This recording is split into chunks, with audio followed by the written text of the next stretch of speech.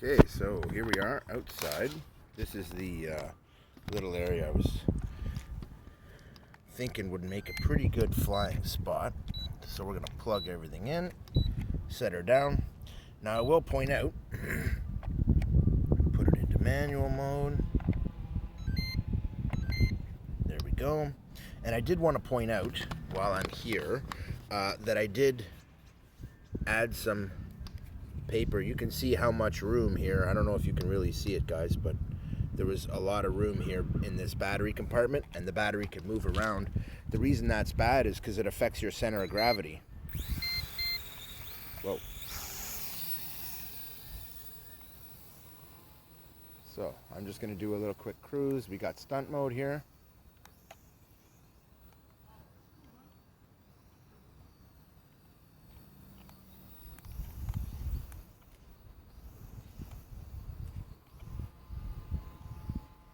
You don't want to be hitting any cars or anything, so we're going to bring it back around.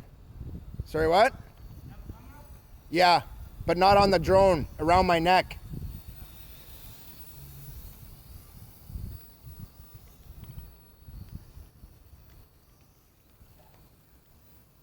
Got to be careful always around people, guys. You don't want to be bugging people with the drone. This one, no camera on the drone, guys, so you're a lot of people would be really upset. Oh, see that? Gets caught up in the grass, you got to put it on something solid. So we're just trimming it out here.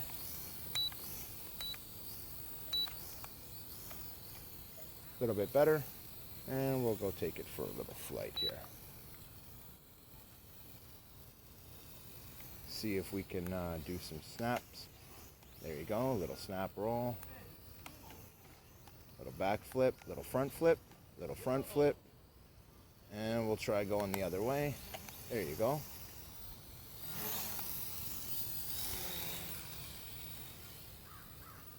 Could you put a camera on this and use it as a spy thing? I guess you could if you really wanted to. This one doesn't come with a camera though.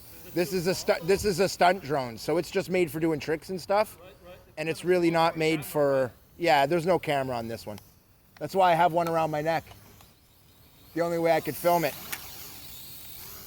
So you had to learn to do those tricks, right? Well, I've been flying for years, so I used to do air shows and stuff like that. And nowadays, I just kind of screw around with my. You think in the Ukraine, the larger drones are useful for? Well, they're useful just about anywhere in the world. Yeah, but Ukraine, they would be quite helpful. Well, that's why they've been getting sent so many of them. The British sent them drones. The States sent them drones. Oh, good. What I want is when the Russians set up their truck, that sends multiple bombs. As soon as they do that. Brother, I'm filming for my YouTube channel right now, and I'd rather you weren't talking about war on my YouTube channel. Kids watch it, okay?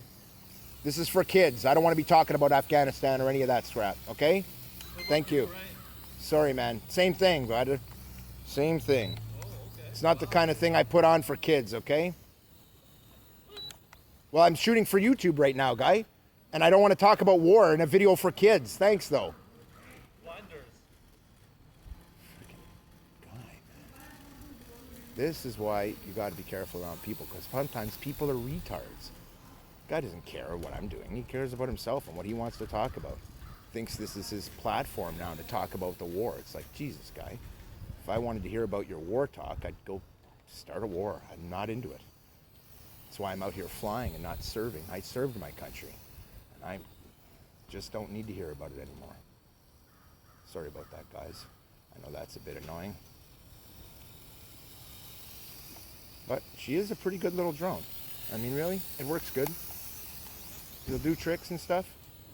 And that's pretty good. I mean, front flips, back flips, all that. But it's a little touchy about it. You got to be careful with it. It's not incredibly powerful, so you don't want to be flying it in heavy winds, which is why I decided not to fly it off my friend's balcony today. Instead, I decided I'd bring it down here and fly a little bit and check out her capabilities. So we're going to bring her back. We're looking at probably about a 5-minute flight time.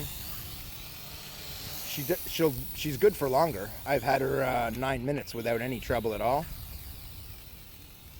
So let's trim her forward a little. because we've got a bit of wind here. See that? As soon as you go to do a trick, you have to add a lot of throttle or it's not going to stay in the air. The problem is I've been doing a lot of tricks and stuff, so I'm probably wearing the battery right close to dead now. So I have to be really careful how much throttle I give. Anytime you're using a drone or any kind of helicopter, the trick is to use the smallest movements you possibly can to accomplish what you want. That way the aircraft doesn't overreact to what you're doing. And that was what I induced by asking for a little too much. You ask for a little too much, it'll just drop right out of the sky like you just saw. But if you give it real gentle inputs, you can have it handling and performing like this, no problem. You can do your tricks and have a little fun with it. Just make sure you give yourself enough altitude. If you do them really low, I'll show you, you're gonna be flipping into the ground because it's gonna drop a little bit after. So let's do one low, but not too low. You see that? If I want to start at this altitude, look what's going to happen. I'm going to be in the ground, right? So you got to be careful. That's about as low as I could do a trick. Oh, look at that. All right, so we're going to head out of here. And like I said, you got to hold down until it makes that noise you just heard, the triple beep. And we are good to go. Hopefully it's still filming. And it is. So we are done. This is my Viper drone. It's pretty good. It's proving to be a decent little drone. And for the price they are these days, guys, you really can't go wrong.